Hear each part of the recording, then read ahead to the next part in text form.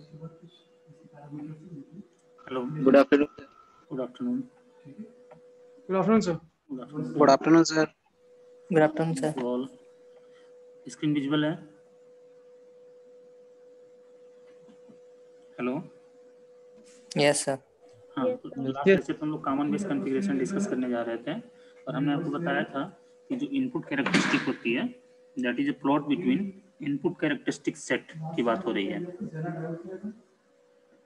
Input characteristics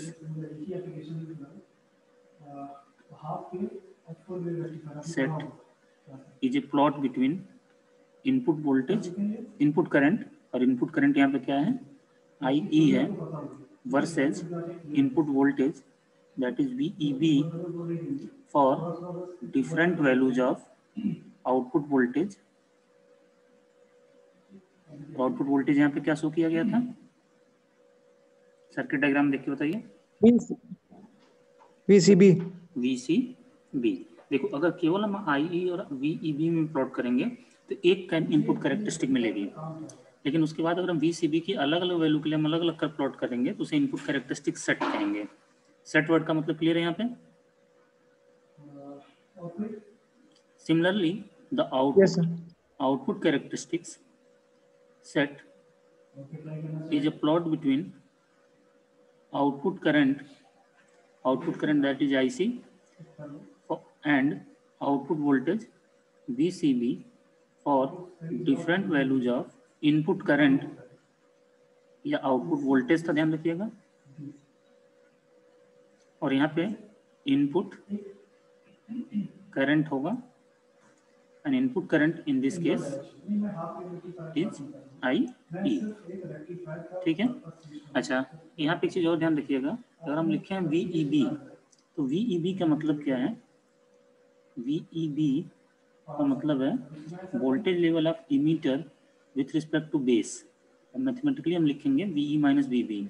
similarly VCB का मतलब है कलेक्टर लेवल का voltage level with respect to base that is VC minus VB।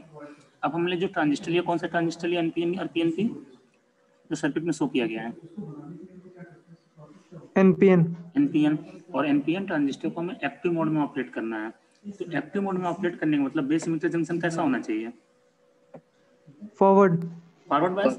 अब ये देखो, बेस यहाँ पे किस टाइप का, P टाइप का कि N टाइप का है? P type. तो किसका वोल्टेज ज्यादा होना चाहिए, मीटर का कि बेस का? बेस का, तभी तो base emitter junction forward bias होगा।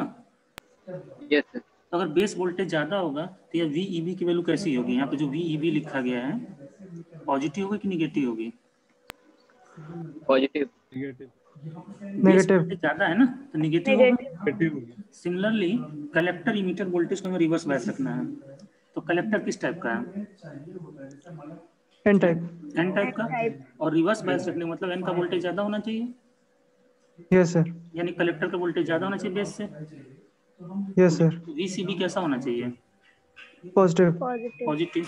अगर यही PNP ट्रांजिस्टर लेते तो इसका उल्टा हो जाता। ठीक है, VEB उस समय पॉजिटिव हो जाता और VCB उस समय क्या हो जाता, निगेटिव हो जाता। ये चीजें क्लियर है? Yes sir.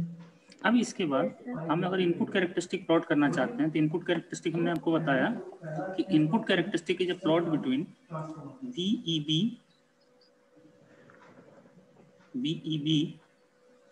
और VEB वोल्ट में है, IE, और IE हमने आपको बताया था मिली एम्पियर की ऑर्डर की होती है, मिली एम्पियर ये ओरिजिन। अब ये देखो, जो VEB है वो कौन से जंक्शन का वोल्टेज है, emitter base junction. Emitter base junction. और मीटर बेस जंक्शन कैसा रखा था एक्टिव मोड में हमने, फॉरवर्ड बायस। तो इसकी जो कैरेक्टरिस्टिक होगी वो सिमिलर टू फॉरवर्ड कैरेक्टरिस्टिक होगी कि नहीं होगी, फॉरवर्ड कैरेक्टरिस्टिक है PN जंक्शन डायोड। और यहाँ पे सिलिकॉन डायोड लेते तो 0.7 होता। Yes sir. नी वोल्टेज सिलिकॉन डायोड के लिए कितना होता है, 0.7।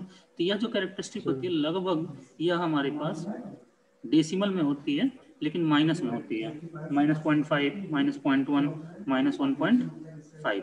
और जो फॉरवर्ड बायस वोल्टेज होता है ये 1 वोल्ट से जनरली ज्यादा एक्सीड नहीं करता है। ये कभी जब प्लॉट करिएगा तो देखिए 1 वोल्ट के लेफ्ट साइड में कर्व रहा है पूरा, यानी कि उसको ऐसे पूरा यहाँ लेके चले जाएं।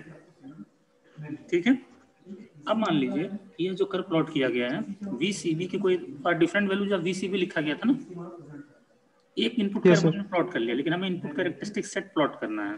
तो VCB की कोई रैंडम वैल्यू एक ले रहे हैं कि ये जो कर्व प्लॉट किया गया VCB इक्वल टू 10 वोल्ट के लिए प्लॉट किया गया है। अब एक दूसरी वैल्यू हम ले रहे हैं और उसको हम करें VCB इक्वल टू 20 वोल्ट। अब उस बात को समझने के लिए अभी इस पॉइंट या जितना अभी तक बोर्ड पे ड्रॉ किया गया क्लियर है सबको? Yes, sir. ये 10 वोल्ट जो लिया रैंडमली लिए हमने, ठीक है। अब यहाँ हमारे पास देखो एक ट्रांजिस्टर हम ले रहे हैं, यह इमीटर रीजन कहीं हो गया इधर, यहाँ हमारे पास बेस रीजन हो गया और इधर हमारे पास कलेक्टर रीजन हो गया। कलेक्टर बेस जंक्शन आप कैसा रखते हो? Reverse bias. Reverse bias. तो रिवर्स बायस में डिप्लेशन लेयर ज्यादा होती है ना as compared to forward bias. Yes sir. Emitter base junction आप फॉरवर्ड बायस रखते हो तो यहाँ डिप्लेशन लेयर कम रहेगा, पतला सा रहेगा। लेकिन इसके कंपैरिजन में कलेक्टर बेस जंक्शन पे डिप्लेशन लेयर क्या होगी? ज्यादा होगी। अब बताओ इस जंक्शन पे जो राइट साइड में कौन सा रीजन है? कलेक्टर बेस जंक्शन के राइट साइड में कलेक्टर बेस जंक्शन के राइट साइड में कौन सा रीजन है? कलेक्टर। और लेफ्ट साइड में कौन सा रीजन है? N type base. एनपीएन हो चाहे पीएनपी, उसकी बात छोड़ दो। एनपीएन चलो नहीं कंसीडर करते, हम केवल रीजन वाइज बात करते हैं। लेकिन ये क्लियर है कि जंक्शन के लेफ्ट साइड में बेस है और राइट साइड में कलेक्टर है। और किस में डॉपिंग ज्यादा होती है, कलेक्टर में कि बेस में?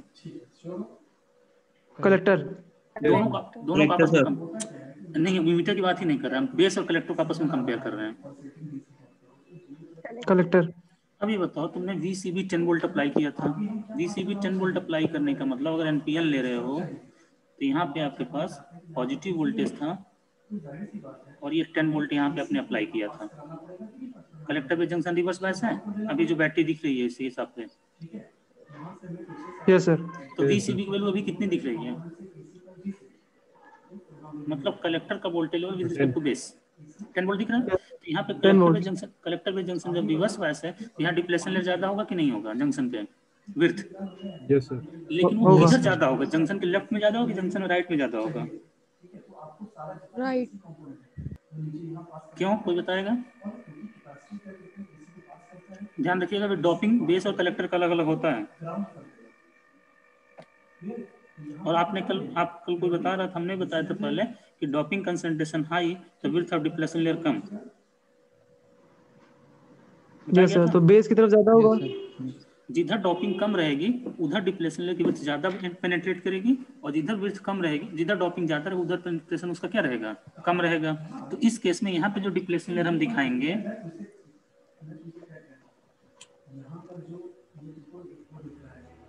कलेक्टर बेस जंक्शन पे, उसका पेनिट्रेशन बेस रीजन में ज्यादा होगा as compare to the collector reason.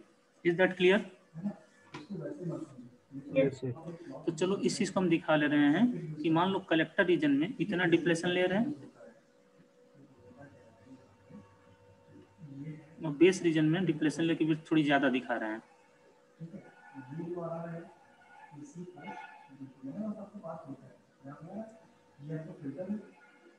ठीक है, देखने में थोड़ा बहुत डिफरेंस लग रहा होगा, लेकिन अब ये बात समझ में आपको आ लगी। बेस में हमारे पास डिप्लेशन लेयर का पेनिट्रेशन ज्यादा होगा और कलेक्टर में डिप्लेशन लेयर का पेनिट्रेशन कम होगा, बिकॉज कलेक्टर इज लाइट मतलब more doped as compare to base region. Hence, the depletion layer at collector base junction will penetrate more into base region. सही है? Yes.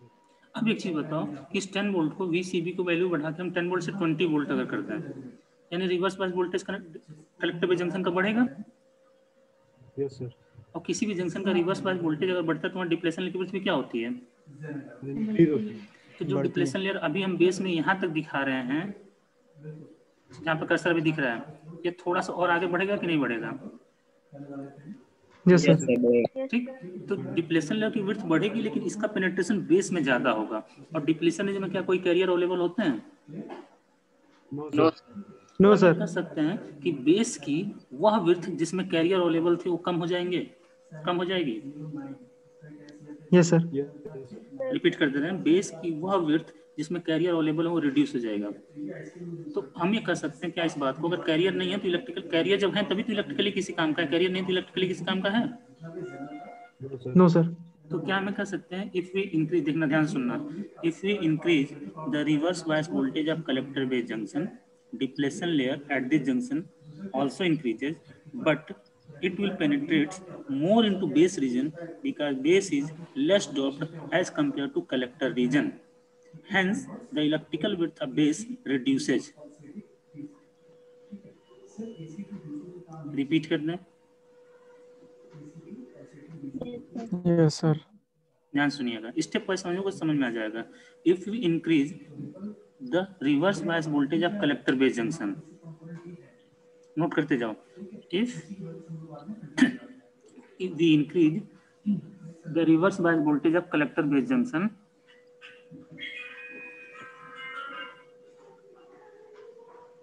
क्या होगा, the width of depletion layer at this junction increases,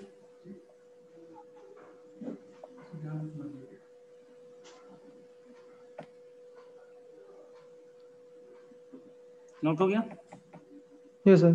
but it will penetrate more into base region, bracket में चार लिख सकते हो, because base is less doped as compared to collector, but it will penetrate more into base region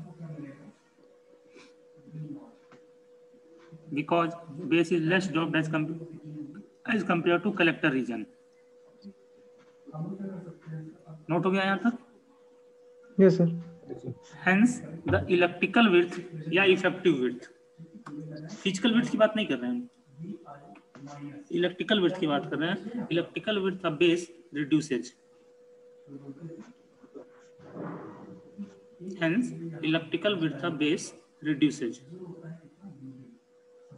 note हो गया? Yes sir. इसमें बताओ किसी को Yes. किसी भी स्टेप को दिक्कत हो बताओ, ये तीनों कॉन्फ़िगरेशन में चीज की जरूरत बनी पड़ेगी। इतना चीज आप नोट किए, इसमें किसी को कोई दिक्कत हो तो डिस्कस कर लीजिए। सर एक बार और रिपीट कर दीजिए। समझ में आया कि बस छूट गया लिखना? सर छूट गया लिखना समझ में। तो लिख लीजिए, if we increase the reverse bias voltage of collector base junction,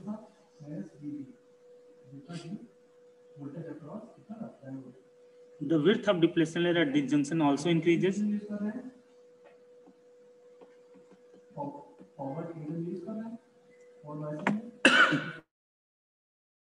layer, the width of depletion layer at this junction also increases, but this will penetrate more into base region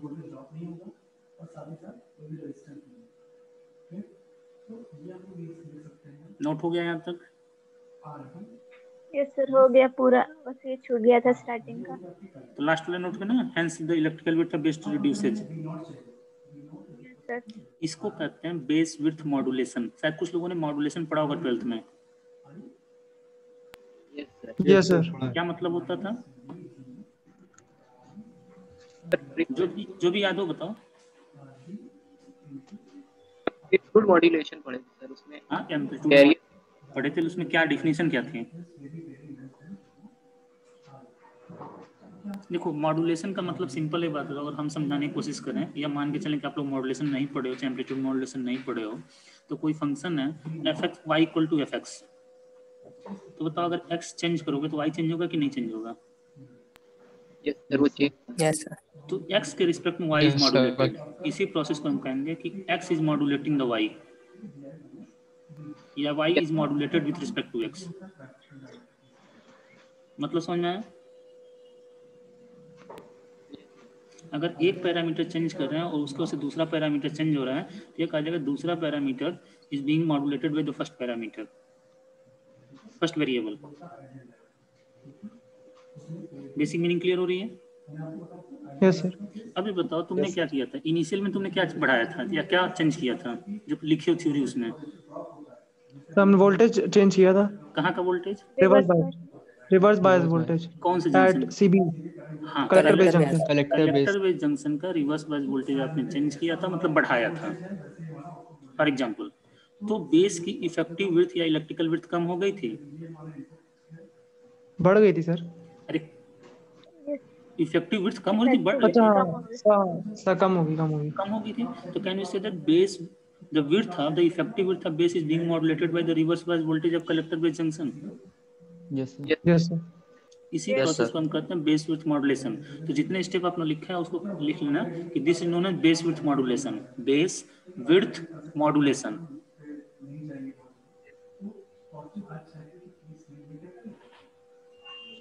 ठीक है,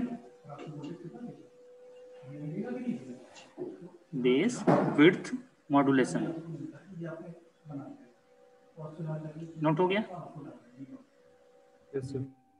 जी सर। yes, sir.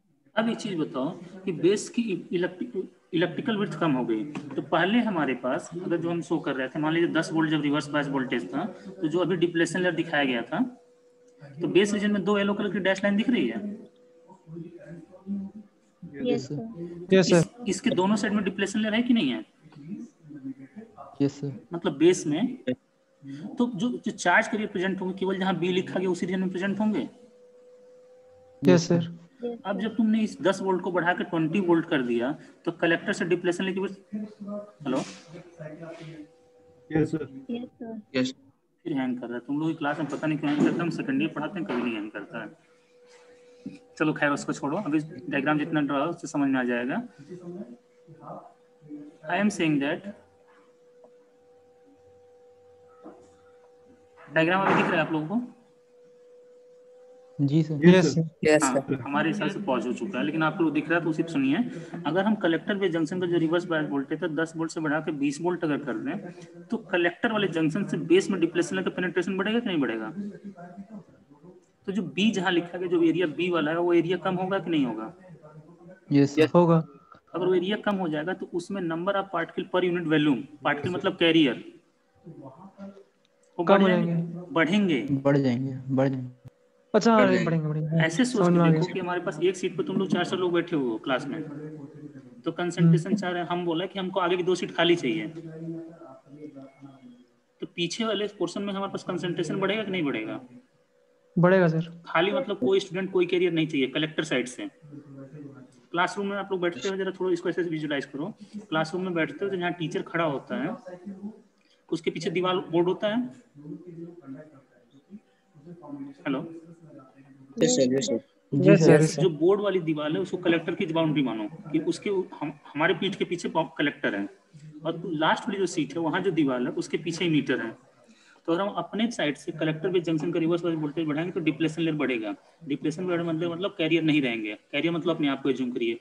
तो आप सबसे आगे seat पे 2-2 4-4 student बैठे हुए थे, जब यहाँ से डिप्लेशन लेयर बढ़ना शुरू हुआ तो कैरियर पीछे मूव होते जाएंगे, नहीं कुछ मूव होते जाएंगे। हेलो, अगर हम बोलें कि हमें आगे कुछ सीट खाली चाहिए, मतलब कोई भी कैरियर उसमें नहीं चाहिए हमारे साइड में, तो सारे स्टूडेंट पीछे बैठेंगे कि नहीं बैठेंगे? Hello, yes sir. Yes, sir. इस चीज को प्रैक्टिकली विजुलाइज करके देखो, तो जो पीछे वाली दीवार होगी वहां पे कंसंट्रेशन बढ़ेगा कि नहीं बढ़ेगा? और पीछे वाली बढ़ेगा। दीवार मतलब हम क्या मान रहे थे? इमीटर मान के चल रहे थे। तो इसकी वजह से रिजल्ट क्या होता है कि इमीटर बेस जंक्शन पे कलेक्टर बेस जंक्शन का रिवर्स बायस वोल्टेज हमने बढ़ाया। ध्यान से सुनिएगा, we are increasing the reverse bias voltage of collector base junction, और उसकी वजह से इमीटर बेस जंक्शन पे कंसंट्रेशन बढ़ जा रहा है। Yes sir. Am I right? Yes sir. Yes sir. ठीक। आपको जब इमीटर बेस जंक्शन पे कंसंट्रेशन बढ़ जाएगा तो इमीटर से डिफ्यूजन भी ज्यादा होगा कि नहीं होगा? डिफ्यूजन का रीजन ही क्या था? कंसंट्रेशन डिफरेंस ना। Yes yes sir. तो इमीटर साइड से अब डिफ्यूजन ज्यादा होने लगता है, ठीक है। और इमीटर साइड से अगर डिफ्यूजन ज्यादा होगा तो व्हाट अबाउट इमीटर करंट? बढ़ जाएगी। बढ़ जाएगी। इमीटर करंट अब बढ़ जाएगा, पहली चीज। और इमीटर करंट अगर बढ़ेगा तो इमीटर से जो चार्ज पार्टिकल बेस में इंजेक्ट हो रहे थे, तो पहले जब बेस को क्रॉस कर रहे थे तो ज्यादा विड्थ में उनको होल्स दिख रहे थे, मतलब बेस की इफेक्टिव विड्थ ज्यादा थी। अब इफेक्टिव विड्थ ज्यादा हो गई, बी वाला जो एरिया दिख रहा था अभी, वो बी वाला एरिया कम हो गया, तो उनसे होल्स से इंटरेक्शन के चांसेस भी कम होंगे कि नहीं हो जाएंगे? होल्स से इंटरेक्शन के चांसेस, नहीं समझे? पहले बेस की इफेक्टिव विड्थ ज्यादा थी, तो इलेक्ट्रॉन जो एनपीएन ट्रांजिस्टर थे, जो इलेक्ट्रॉन एन रीजन से इमीटर से मतलब बेस में आ रहे थे, तो बेस में ज्यादा डिस्टेंस ट्रेवल कर रहे थे। और बेस किस टाइप का? पी टाइप का था। पी टाइप के पूरे उसके एरिया में हमारे पास होल्स प्रेजेंट थे, तो इंटरेक्शन के चांसेस ज्यादा थे क्योंकि उनको क्रॉस करने में टाइम ज्यादा लग रहा था। लेकिन अगर हमने कलेक्टर बेस जंक्शन का जो रिवर्स बायस वोल्टेज बढ़ा दिया है, तो बेस की इफेक्ट उधर से डिप्लेशन लेयर बढ़ा है ना कलेक्टर साइड से। Yes sir. कलेक्ट और डिप्लेशन लेयर में कोई होल्स होंगे, मतलब मेजॉरिटी कैरियर्स या carriers? No sir. No sir. ज्यादा फ्री एरिया मिलेगा कि नहीं मिलेगा, जिसमें होल्स के साथ इंटरेक्ट होने के चांसेस नहीं रहेंगे? Yes sir. तो रिकॉम्बिनेशन के चांसेस कम हो जाएंगे। Yes sir. और रिकॉम्बिनेशन के चांसेस कम होंगे तो बेस करंट की वैल्यू क्या हो जाएगी? बढ़ जाएगी। बेस में रिकॉम्बिनेशन ही नहीं हो रहा है, मतलब जितना पहले अगर 100 आ रहे थे बेस में और 98 कलेक्टर तक पहुंच रहे थे, 2 यहाँ रिकम्बाइन हो रहे थे, 2 की वजह से बेस करंट फ्लो हो रही थी। अब 100 मीटर से आ रहा है तो 99 कलेक्टर तक पहुंच जा रहे हैं, बेस में एक ही रिकम्बाइन हो रहा है, तो बेस करंट की वैल्यू क्या हो जाएगी? हेलो, आपको ऑडिबल नहीं है कि मेरी आवाज कट रही है? हेलो, मेरी आवाज आ रही है? आ रही। Someone please reply in chat section. Yes sir, आ रही है आवाज। हाँ, तो यह कह रहे हैं कि हमारे पास बेस में रिकॉम्बिनेशन चार्जेस कम होंगे तो बेस करंट की वैल्यू क्या हो जाएगी? Yes sir. Yes sir. कम हो जाएगी। अगर बेस करंट कम होगा तो what about collector current? IE equal to होता है, हमने बताया था IC प्लस IB। आपने अभी तक डिस्कस करके यहाँ तक लाया कि सर इमीटर करंट बढ़ रहा है और बेस करंट कम हो रहा है, तो कलेक्टर करंट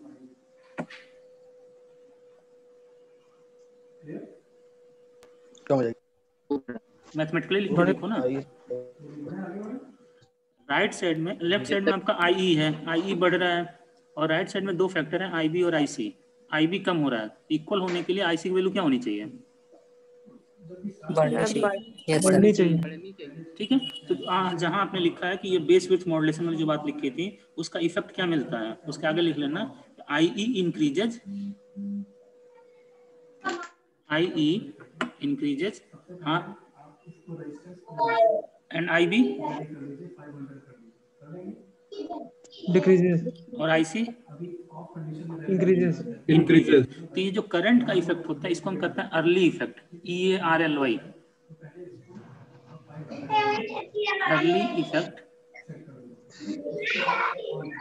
तो बेस विड्थ मॉड्यूलेशन और अर्ली इफेक्ट एक ही होता है, बस बीच में अगर हम बेस की विड्थ तक बात करेंगे तो उसको हम अर्ली बेस विड्थ मॉड्यूलेशन कहेंगे, और उसका रिजल्ट भी देख लेंगे करंट्स में क्या इफेक्ट पड़ रहा है, उसको हम अर्ली इफेक्ट कहेंगे। ओके, इतना आपको नहीं याद रखना, आपको बस एक लाइन भी याद रखते हो अगर कि बेस विड्थ मॉड्यूलेशन या अर्ली इफेक्ट क्यों होता है, जब कलेक्टर बेस जंक्शन पे रिवर्स बायस वोल्टेज बढ़ता है और उसका रिजल्ट क्या मिलता है कि बेस की इफेक्टिव विड्थ कम हो जाती है, इलेक्ट्रिकल विड्थ कम हो जाती है, इमीटर करंट बढ़ जाता है, बेस करंट कम हो जाता है और कलेक्टर करंट भी बढ़ जाती है। ठीक है, तो एक लाइन चाहो तो नोट कर लो जब तक। हेलो, रिपीट कर दे रहे हैं, लिखिए अर्ली इफेक्ट, अर्ली इफेक्ट और OR या वाला और base width modulation, base width modulation occurs when the reverse bias voltage of collector base junction increases, when the reverse bias voltage of collector base junction increases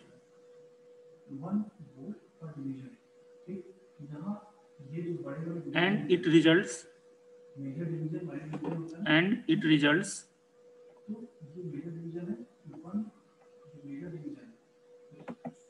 क्या क्या result होगा, कोई बताएगा? Base की सर इफेक्टिव विड्थ कम हो जाती है। हाँ, तो पहला पॉइंट हो जाएगा द इफेक्टिव विड्थ या electrical width of base reduces. दूसरा इफेक्ट IE इंक्रीज आता है। आई इंक्रीज करंट होता है बेस करंट कम हो जाएगा and IB decreases and IC increases increases increases. तो ये डायरेक्टली अगर आपसे कभी ऐसे नहीं पूछा जाता है, आप लोग के सिलेबस में ये नहीं पूछा जाए कि अर्ली इफेक्ट क्या होता है, बेस विथ मॉड्यूलेशन क्या होता है, लेकिन इसका यूज अगर MCQ हम क्वेश्चन बनाते हैं तो हम पूछ सकते हैं कौन कौन से which are the following are effect of early effect और बेस विथ मॉड्यूलेशन।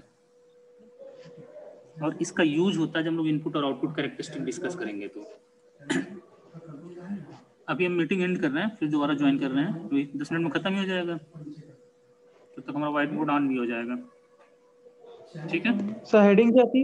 हेडिंग क्या थी? अर्ली ये हेडिंग अर्ली हेडिंग वही थी अर्ली इफेक्ट या बेस विथ मॉड्यूलेशन, लेकिन ये अलग साइड से हमने बताया है। हम लोग की हेडिंग चल रही थी input characteristic of common base configuration. ठीक सर। ठीक है मीटिंग एंड करके रिज्वाइन कर रहे हैं।